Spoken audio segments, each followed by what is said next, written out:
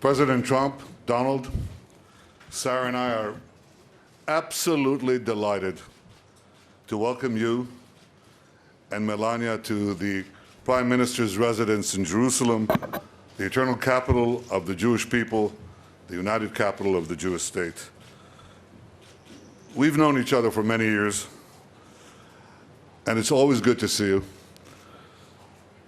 But it's also wonderful to see the blossoming friendship between our two beautiful wives, Sarah and Melania. You're so welcome here, and we're so pleased to see you.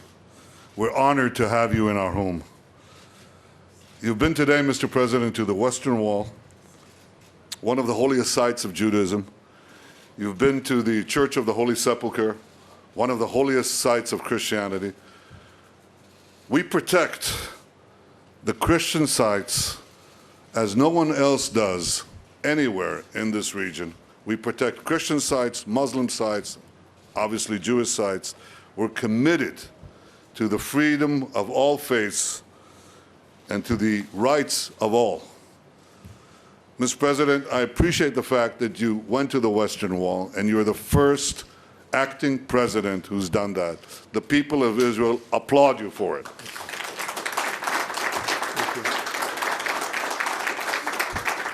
We had a terrific discussion today, and when I say terrific, it encompasses everything. We could talk about deregulation, we could talk about economics.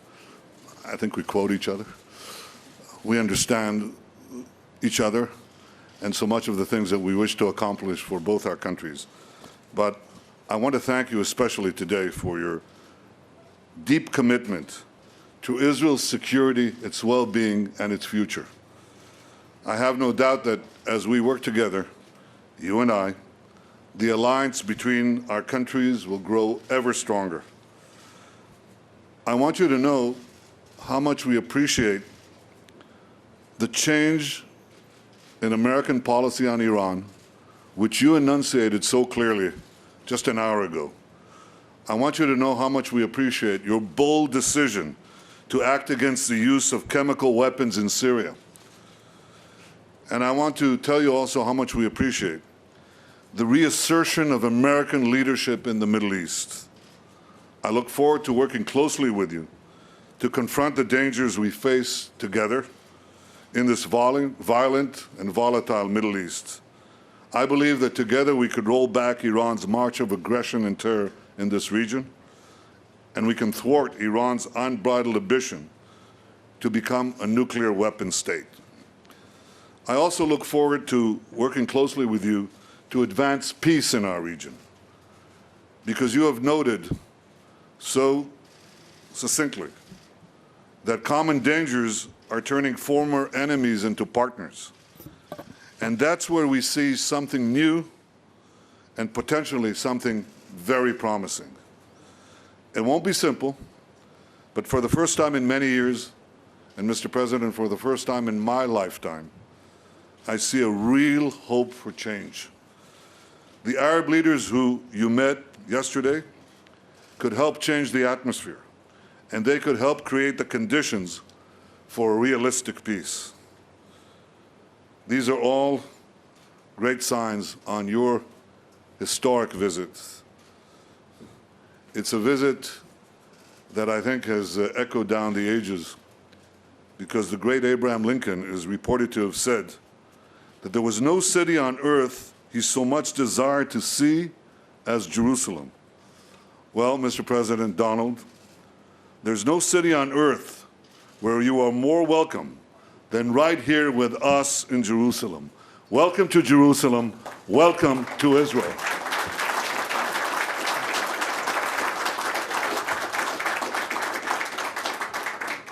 Thank you very much, and it's a great honor to be with my good friend, Prime Minister Netanyahu, and of course, Sarah, thank you. And also thank you for that beautiful tour. Melania is still talking about it. Thank you very much. You honored me and Melania by being one of the first world leaders to visit the White House, as you know. And we had a very good and sound discussion. And now you honor us again by welcoming us to your home on my first trip abroad as the President of the United States. This is a land filled with beauty, wonder, and the Spirit of God. I've been amazed by the glorious and beautiful monuments and holy sites and the generosity of your incredible people. Thank you. Because it's all about the people.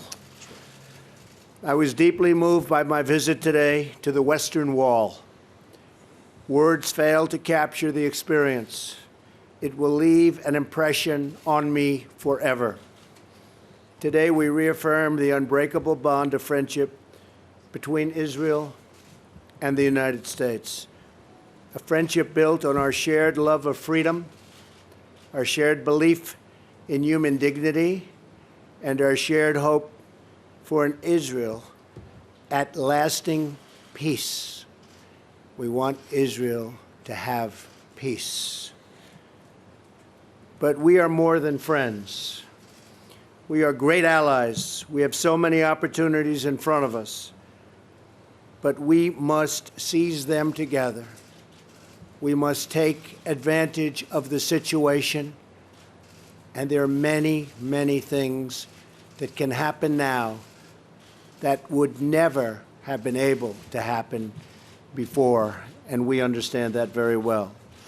That includes advancing prosperity, defeating the evils of terrorism, and facing the threat of an Iranian regime that is threatening the region and causing so much violence and suffering.